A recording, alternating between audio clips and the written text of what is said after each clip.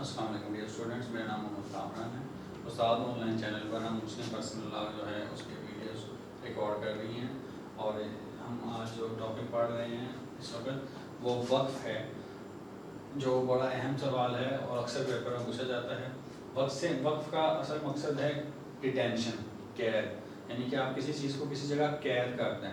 تو یہاں پہ کیا ہے؟ Detention of specific thing in ownership of Allah God, کہ جب اللہ تعالیٰ کی راہ میں آپ کسی چیز کو وقف کر دیں، اس کو مقرر کر دیں، اسے وہاں قید کر دیں کہ یہ اب اللہ تعالیٰ کو ہے، میرا اس پہ کوئی حق نہیں، اب یہ سارے کا سارا جو حق ہے یہ اللہ تعالیٰ کا ہے، تو اس کے اوپر کسی اور شخص کا حق نہیں ہوتا، وہ صرف خدا کے تعالیٰ کی راہ میں ایک اسپیسیفک چیریٹی کے لیے، ایک اسپیسیفک پائس اور ریلیجیس پرپز کے لیے آپ اسے وقف کر دیں۔ جیسے کوئی بندہ مسجد بنانے کے لیے جگہ وقف کر دیتا ہے، مدرسہ بنانے کے لیے جگہ وقف کر دیتا ہے، یا کوئی ایسی دکان ہے اسے وقف کر دیتا ہے کہ اس کا جتنا بھی خرچہ آئے گا غریب لوگوں کو دیا جائے گا، کسی مزدور بچے کو دیا جائے گا، کسی یتیم کو دیا جائے گا۔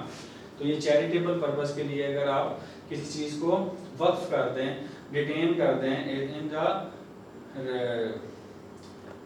کسٹڈی آف اللہ، ٹھیک ہے، تو اللہ تعالیٰ کی راہ میں اللہ تعالیٰ کی سپرد کر دیا آپ نے اس چیز کو کہ جناب اب یہ چیز اللہ تعالیٰ کے لیے جو مقصد کی خدمت کے لیے، لوگوں کی خدمت کے لیے، جو اللہ تعالیٰ کو راضی کرنے کے لیے استعمال کی جائے گی، تو اسے ہم وقف کہتے ہیں۔ اور یہ وقف جو ہے یہ کوئی بھی شخص جو کسی اموویبل یا موویبل پراپرٹی رکھتا ہے اس کو وقف کر سکتا ہے، اور وقف کرنے والے کو ہم واقف کہتے ہیں، ٹھیک ہے۔ اور جس کے پاس سپورٹ کرتا ہے کہ بھئی آپ نے اس کو مینٹین کرنا ہے میرے جانے کے بعد، یا وہ خود بھی اپنی زندگی میں اس کو مینٹین کر سکتا ہے، وہ متولی کہلاتا ہے۔ تو وقف کو جب آپ ایک متولی مقرر کر دیں اور ڈکلیئر کر دیں کہ یہ جگہ اموویبل یا پراپرٹی یا موویبل پراپرٹی جو ہے وہ وقف کر دی گئی ہے اور اس کا یہ فلانا متولی ہے، تو جب آپ یہ ڈکلیئر کر دیں اور متولی کو مقرر کر دیں تو کمپلیٹ ہو جاتا ہے، وقف کی ریکوائرمنٹ پوری ہو جاتی ہیں۔ تو اور یہ پرماننٹ بیس پہ ہوتا ہے، اس کو آپ ختم نہیں کر سکتے۔ اس کا جو آبجیکٹ ہے اس کو لافل ہونا چاہیے اور وہ ریلیجیس پرپز کے لیے ہونا چاہیے، اور سبجیکٹ آف جو وقف ہے وہ یقینی طور پہ واقف جو ہے اس کی ملکیت ہونا چاہیے تاکہ وہ کر سکے، کسی اور کی پراپرٹی کو آپ نہیں کر سکتے۔ اور اس میں موویبل اموویبل دونوں طرح کی پراپرٹیز شامل ہیں۔ تو یہ پرماننٹ نیچر کا ہوتا ہے، ریلیجیس اور چیریٹیبل پرپز کے لیے کیا جاتا ہے۔ اور اگر اس میں انسرٹینٹی پائی جائے، یہی نہیں پتا کہ آپ نے کس مقصد کے لیے کیا، یہ جگہ میں نے چھوڑ وقف کر دی ہے، کس لیے کر دی ہے، یا مسجد بنے گی، کیا بنے گا، تو یہ انسرٹینٹی جو ہے اس کی بنا پہ وہ وقف جو ہے ویلڈ نہیں رہتا، وہ وائڈ کنسیڈر کیا جاتا ہے۔ اور پھر وقف جو ہے وہ انٹرویوس اور ٹیسٹیمنٹری دونوں ہو سکتا ہے۔ انٹرویوس مطلب کہ زندگی کے دوران بھی وہ ڈکلیئر کیا جا سکتا ہے، یا ٹیسٹیمنٹری یا ول کے ذریعے ڈکلیئر کیا جا سکتا ہے کہ میرے مرنے کے بعد یہ فلانا جو ٹکڑا ہے جائیداد ہے یہ وقف کر دی جائے اس فلانے مقصد کے لیے، یا کوئی ہسپتال بنے یا کوئی مسجد بنے، کچھ بھی ہو سکتا ہے۔ تو وقف جو ہے انٹرویوس اور ٹیسٹیمنٹری دونوں طرح کا ہوتا ہے، اپنی زندگی میں بھی آپ کر سکتے ہیں، آپ اپنی زندگی میں اس کو ریووک بھی کر سکتے ہیں اورلی یا ریٹن فارم میں، ٹھیک ہے۔ اور یہ ڈکلیریشن اور اپوائنٹمنٹ کے بعد متولی کے بعد یہ پروسیس جو ہے کمپلیٹ ہو جاتا ہے۔ کنٹینجنٹ جو وقف ہے وہ بھی وائڈ ہوتا ہے، کسی شرط کے اوپر آپ وقف نہیں کر سکتے، بس اس کو اپنے اللہ کی راہ میں دے دیا تو دے دیا، اس میں کوئی اور چیز نہیں ہے۔ اس میں ایک کنسیپٹ ہے doctrine of Cyprus. Doctrine of Cyprus یہ کہتی ہے کہ جب کورٹ یہ چیز ڈیسائیڈ کرتی ہے ول پڑھ کے کہ یہ جناب اس بندے نے وقف کرتے ہوئے کیا چیز سوچی تھی، کیا آبجیکٹ تھا، کیا کرنا چاہ رہا تھا، تو یہ جو انٹرپریٹیشن ہے وقف کی یہ ڈاکٹرائن آف سائپرس کہتی ہے court has authority to interpret the وقف، ٹھیک ہے۔ اور وہ آبجیکٹ کو دیکھے گی کہ کیا آبجیکٹ تھا، کیا نیت تھی اس شخص کی کہ کیا کرنا چاہ رہا تھا، اس کو فلفل کرنے کی کوشش کرے گی۔ تو ڈاکٹرائن آف سائپرس جو ہے وہ وقف کو انٹرپریٹ کرتی ہے، اس کو دیکھتی ہے۔ اس میں جو دوسری اہم چیز ہے وہ متولی کی اپوائنٹمنٹ ہے۔ جو وقف واقف ہوتا ہے، جو وقف کر رہا ہوتا ہے، وہ متولی کو اپوائنٹ کر سکتا ہے، وہ اپنے آپ کو بھی ایسے متولی اپوائنٹ کر سکتا ہے۔ اس متولی کو لیے یہ ضروری ہے کہ وہ عاقل بالغ ہو، میجر ہو، انسین ہو، اور وہ ایز اے سپریڈنٹ یا مینیجر کے طور پہ ہوتا ہے، وہ ٹرسٹی نہیں ہوتا ہے۔ تو یہاں پہ وہ سپروائزر کے طور پہ، ایک مینیجر کے طور پہ اس کو پورے وقف کو جو ہے وہ مینیج کرتا ہے، اور یہ ہیریڈیٹری نہیں ہے، یہ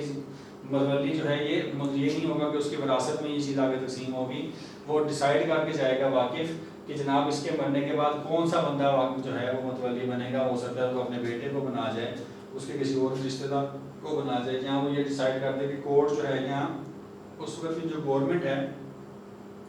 وہ ڈیسائیڈ کرے گی کہ یہ متولی کون بنے گا، ٹھیک ہے۔ تو یہ ہیریڈیٹری نہیں ہے۔ اور پھر یہاں پہ متولی کیونکہ صرف ایز اے مینیجر ہے، کیئر ٹیکر کے طور پہ کام کرتا ہے، تو وہ نہ وہ سیل کر سکتا ہے، نہ مارگیج کر سکتا ہے، نہ اس کو ایلینیٹ کر سکتا ہے پراپرٹی کو، جس صورت میں بھی ہے اس کو صرف اور صرف اس کو اس پرپز کے لیے چلانا ہے، ٹھیک ہے. وہ اپنی ریمونریشن ضرور لے سکتا ہے، وہ بھی واقف نے ڈیسائیڈ کرنے کے کتنے پیسے ہیں، کتنی اس کو تنخواہ دی جائے گی اس کام کی. اسی طرح کوڈ جو ہے اگر اس کو یہ پتہ چلتا ہے کہ وقف کی جو اصل مقصد تھا وہ فوت ہو رہا ہے اور جو متولی ہے اس کو اپنے کسی ناجائز مقاصد کے لیے کسی اور مقصد کے لیے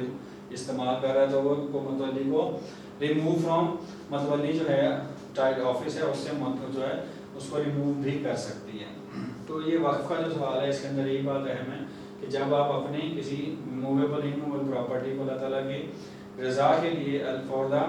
sake of pleasing the God, تو آپ کسی چیز کو اسپیسیفک چیز کو اس کی اونرشپ میں دے دیتے ہیں اور پرماننٹ بیسس پہ دے دیتے ہیں، اسپیسیفک چیریٹیبل پرپز کے لیے دے دیتے ہیں، اس میں کوئی انسرٹینٹی نہیں ہے اور کوئی کنٹینجنسی نہیں ہے آپ نے، تو وہ